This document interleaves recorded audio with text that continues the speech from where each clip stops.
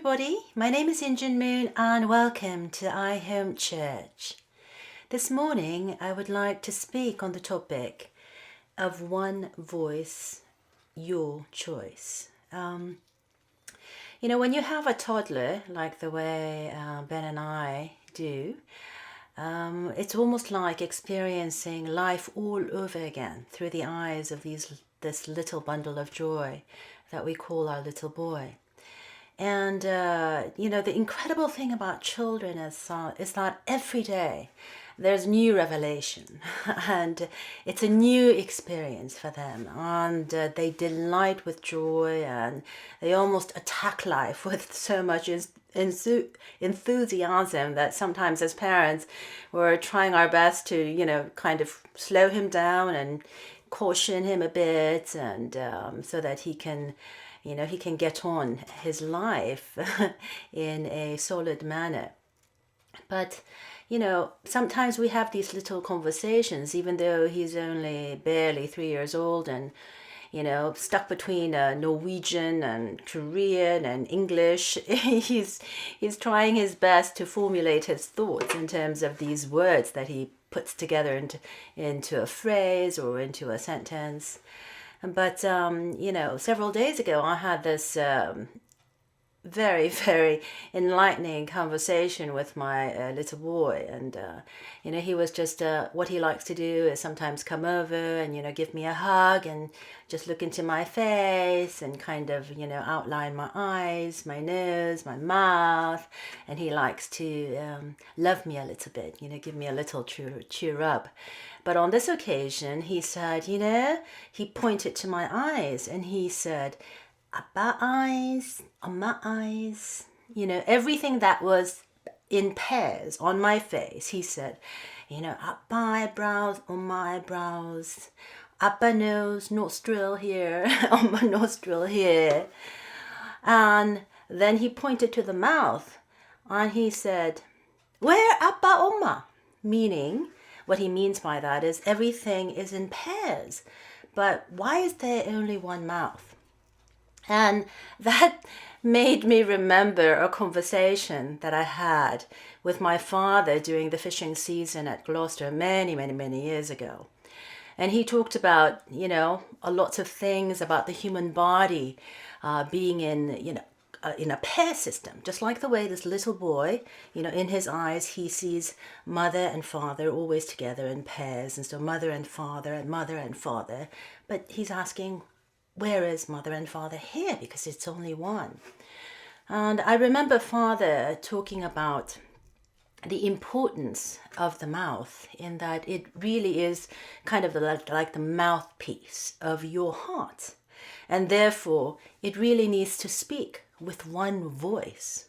And then, of course, the important question is, well, what kind of a voice is it going to be? In other words, what kind of a choice are we going to make in our daily life? Is our one voice going to be that one voice that uplifts all of humanity, uplifts the people that we love?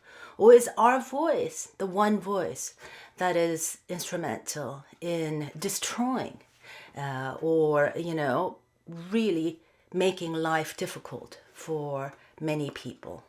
And so when I was meditating and reflecting on the state of our community, as we know it, after our true Father's ascension, our community has gone through a lot of things.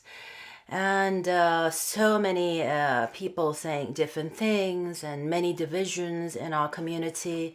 And I think a lot of people are trying to understand, how do we move forward in light of everything that took place? And so I want to share with you one lesson that I learned in life. And, it's really the importance of shifting our thought, our behavior, thought patterns that are really that have become bad habits over the years into positive ones. And what I like to remind myself is to ask the question, if I really only have one voice to really share with the world, and it's my choice as to uplift the world or to destroy the world. Well, how can I deal with different conflicts or issues that arise on a daily basis and still move forward, even though some of these painful memories or painful losses or extremely painful traumas kind of hold me in the past? Well, so what I like to kind of remind myself is, the importance of understanding the difference of the word dwell versus do well. And, when I think about even my own life, growing up in a public life, in a public family, the so-called true family with true parents as my biological parents, it's a lot to swallow and a lot to handle for a little girl.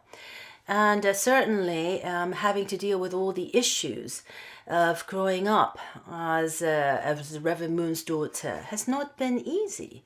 And even in my later personal life, having to go through a very, very difficult marriage and then subsequently a divorce and then being remarried again has been an extremely, extremely painful process.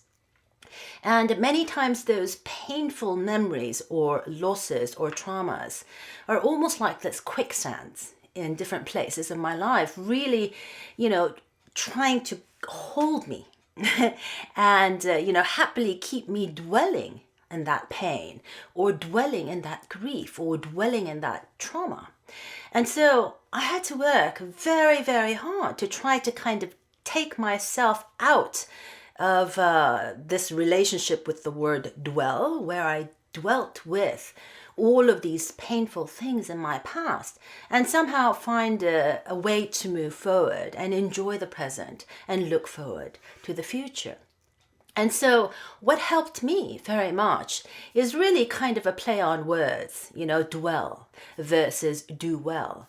And instead of dwelling in my past, and when I say the word dwell, what I'm talking about is really, number one, missing out on the present and not being able to prepare for the future because you're literally stuck in the past.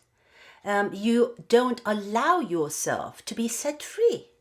You, in a way, help yourself to remain stuck. And therefore, nothing in terms of progress is made.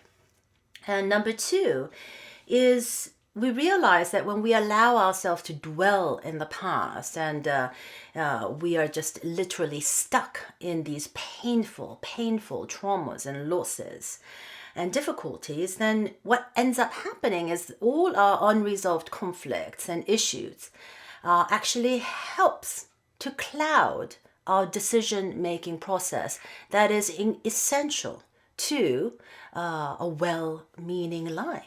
In that so much of our hearts and our emotions and all of our invested interests are wrapped up in our own pain that we are unable to clearly make a sound decision regarding our life. And when we dwell and when we are stuck in our past, number three, we are literally rehearsing the pain, rehearsing the loss, rehearsing the grief. And you end up not being able to solve anything. We literally become a living broken record, playing the same, melodrama, same pain, same agony again and again and again. And number four, when you dwell and you get stuck in the past, we are literally engrossed in this vicious cycle of negative emotion.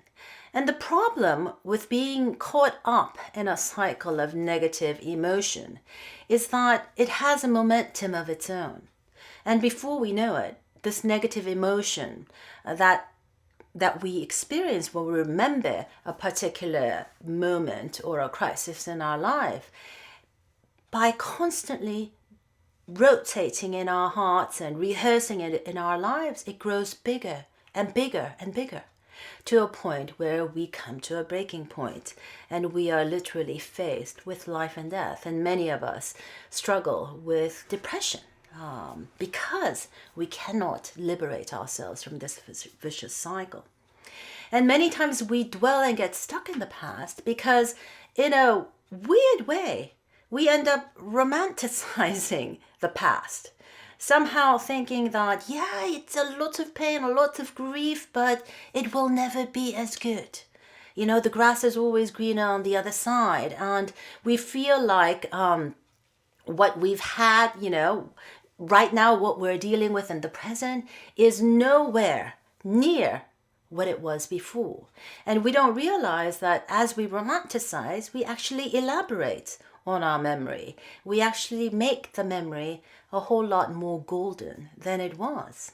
And so, especially when we are dealing with loss of a loved one, or we emotionally decide to kill somebody with our memory of somebody, we are in essence stuck in that romanticizing of the past because we want to kill the person and keep them frozen in this romanticized understanding of this person. And that is never a healthy thing to do. But when we can, at this time, decide to, as our own choice, to shift our thinking and start looking at the word dwell as do well, something that we can do well in life, well, then the very thing that we struggled with, which allowed us to miss out on present and really miss the preparation for the future, we can decide basically to say, well, instead of being stuck in the past, I'm going to strike gold by living my life well. And instead of missing out, I am going to work through the past pain to focus on the present and plan for the future. And instead of dealing with unresolved issues and conflicts that clouds our decision-making process, I'm going to basically decide to focus on the lessons learned and not what you lost, to help make better decisions in the present. And instead of rehearsing and replaying all of this painful memory that doesn't give us or lead us any closer to any kind of a solution, I am going to move forward by embracing the pain. And instead of getting stuck in vicious cycles of negative emotion, which ultimately will lead us to depression, I am going to think of the negative events that took place in my life in terms of facts of what happened and not on the emotions that really elaborate and that really cloud the facts and makes it very, very difficult for us to let go. And instead of romanticizing the past and being unable to move forward, I'm going to decide to make peace with the past and let go of the emotion. And so when I think about this, many times when we dwell with the different pain and different traumas and losses, it's kind of like always trying to drive a car while looking at the rear view mirror only. You're constantly looking at the past through your rear view mirror that you cannot look what's in front of you. You're not looking out of the front windshield. And you're not being cognizant of also the side mirrors. And you're not being cognizant of the whole vehicle. You're only looking at what's coming from behind. That sooner or later, if you continue to drive like that, you are going to crash into something. And our lives will become more of a mess than we've experienced thus far. But when we do well, and we decide to kind of strike gold and really kind of take this new shift in terms of looking at our past with a different understanding, then we can start actually looking forward. And yes, every now and then look towards the past through our rear view mirror, but to make us more cognizant of the vehicle that we are in and where we need to go.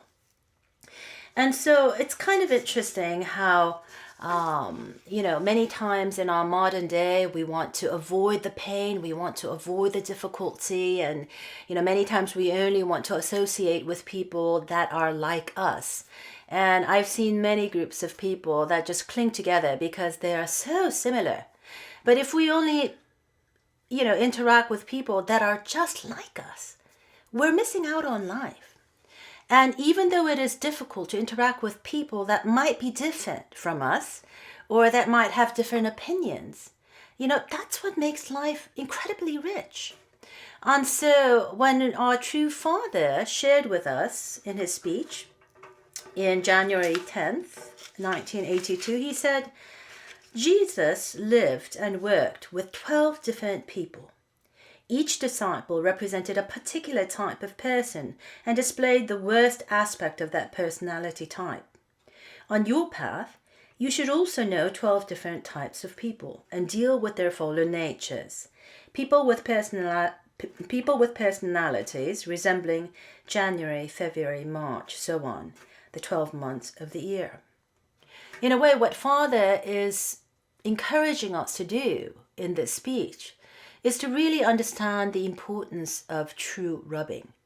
Most of our valuable lessons learned in life comes through relating to different people. And instead of, thinking that, certain types of people cause me so much pain and difficulty, and therefore I want to avoid them, True Father is basically saying, embrace them, invite them. Allow them to be a part of your life, because then you can fully experience the full ear of God's love in this world. And by true rubbing or rubbing up against these people, grow more profound in our understanding of humanity and grow more profound in our understanding of what God's love is all about. Because when Father asks us, what is true love? He defines true love as God's love.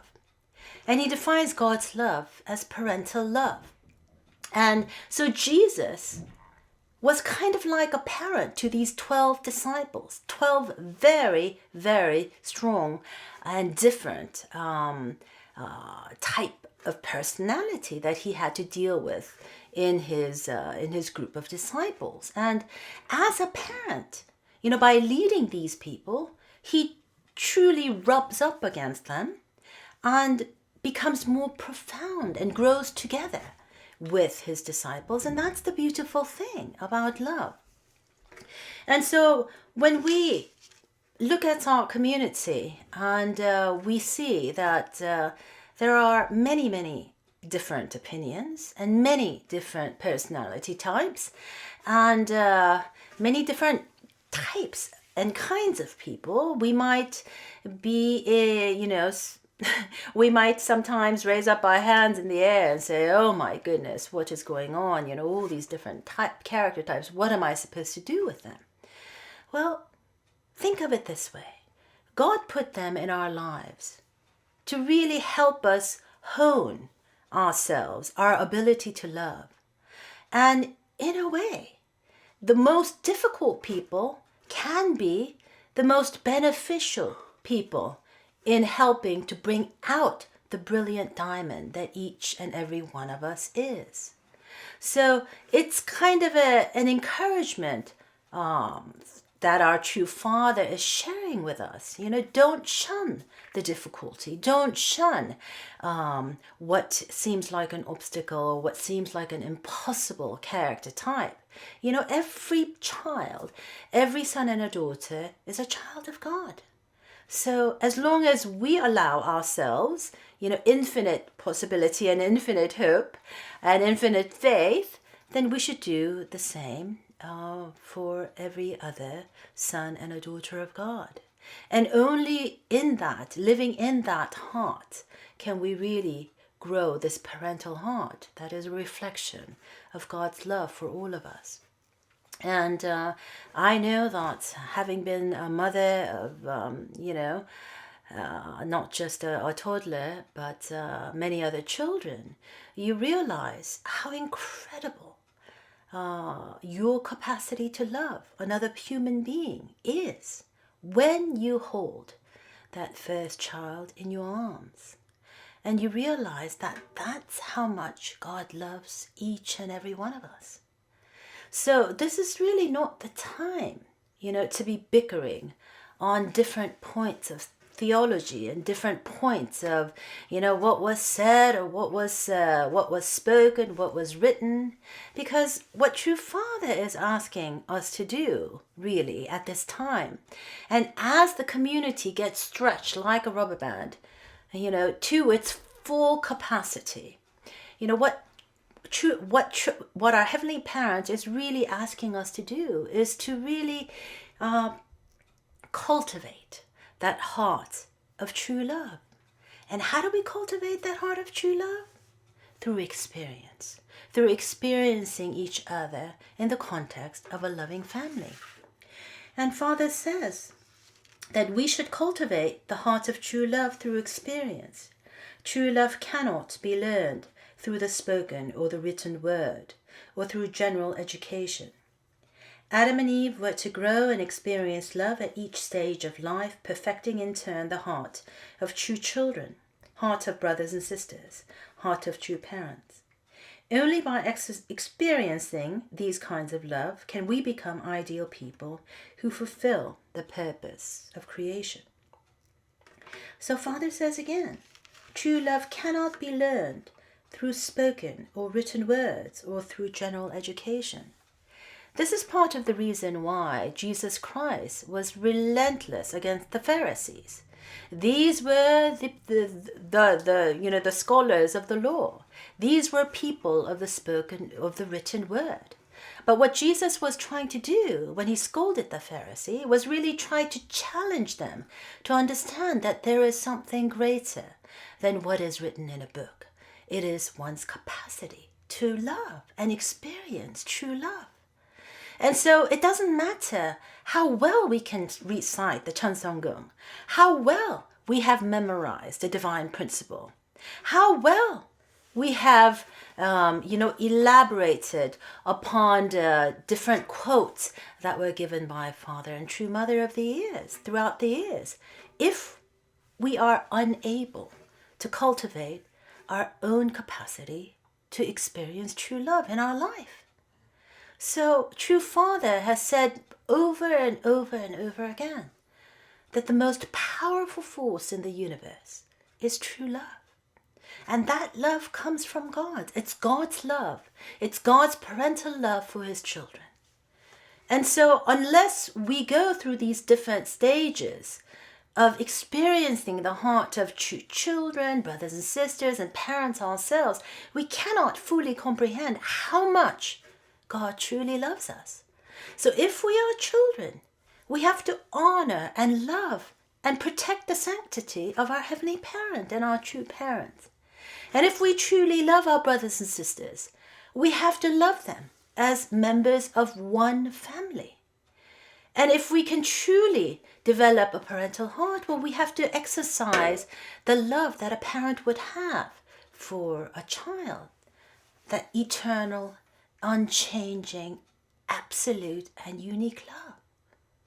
The qualities of what true love is all about. So brothers and sisters, at this time, let us not dwell in the sins of the past or the difficulties or the traumas or what people have or have not done. But let us enjoy the present of really living together with our true parents, our Father up in heaven, our true Mother here, and really work towards building a beautiful future, starting with you and me, starting by deciding to really cultivate that true love through our experience with one another. And if we can do that, and if we can really appreciate the other in terms of wanting to express this love and in wanting to practice living for the sake of others, there is really nothing that we cannot accomplish. And so I've seen my father do that in his own life. I've seen my mother do that in her own life. And I know that you and I are absolutely capable of doing that if we decide to speak with one voice. If we decide to speak with the voice that uplifts, that inspires, that empowers, and that connects people to God and true parents, and thereby become living testaments ourselves. And in that way, you and me and our brothers and sisters can start lighting the world brilliantly with this light of true love and truly transform the world. So brothers and sisters, do not dwell in the past, but think about doing well in the present and preparing for a great future. So God bless and have a wonderful week. If you have any questions and comments, please leave them below the video or go to injinmoon.com and use the contact form. And if you like the video, please share. And for those of you who want to contribute to our work here at iHome Church, then just click on the donate button. Thank you.